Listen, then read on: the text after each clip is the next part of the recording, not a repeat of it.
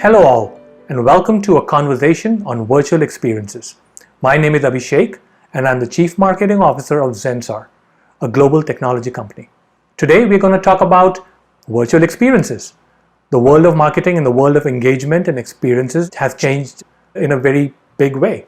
So, how are marketers managing in this new reality? Joining me with his perspectives is Michael Bartley, Executive Creative Director of Indigo Slate, a Zensar company based in Seattle. Michael, welcome to the call. Thanks so much. Appreciate it. From my perspective, I've been in this industry for over 13 years. I've been just delighted in combining a couple key pieces of my background and new types of storytelling methods, especially now in this virtual space. But I think where I'd love to start is actually hearing a bit from your perspective. As a CMO of a fast-growing global tech company, how do you feel that CMO should be adapting to this changing reality? Well, I think things are changing every day for us marketers, Michael. While there seems to be a general lack of demand for various products and services across industries, for sure, but it's temporary, right? And right now our audiences are taking pause and keeping their eyes and ears open for what's new out there. Many of our customers are taking this time to reevaluate some of their existing strategies and investments.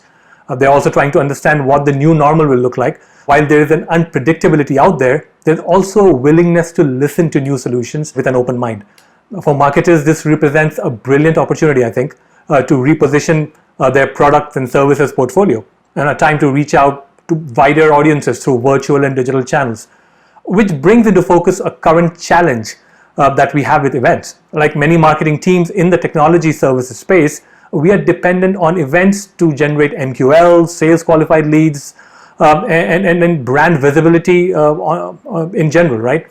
And now I have this freed up events budget, and I'm finding ways to use that money to continue engaging with my customers. So, Michael, as a creative professional, do you see the world of events changing in this new normal? Everyone is receiving this crash course in digital connection.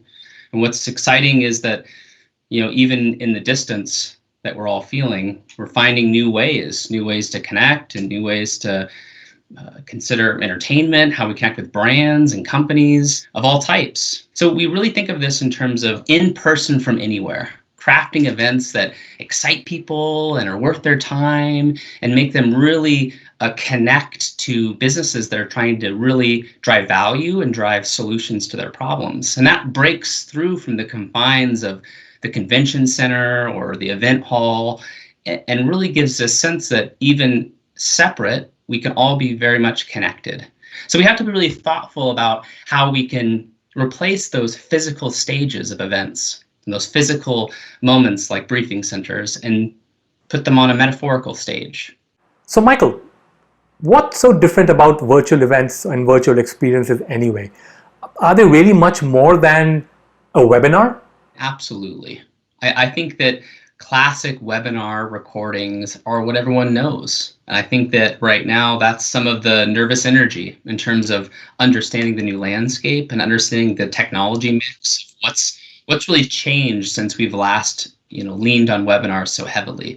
And I think ultimately I actually like to back up and start first from what do people really want from events in terms of the exclusivity of news and updates, or the access to firsthand one-on-one conversations, or exposure to people that are having your same shared experience, that are living that same truth in terms of your industry or your role, and some of the fun stuff, right? Some people want to break from from their everyday lives to have a moment of reflection and learning. So when you think about what people want from events, you realize very quickly that to take those and sincerely push them into the virtual world would be so much more than a classic lecture style format recording of a webinar. Right.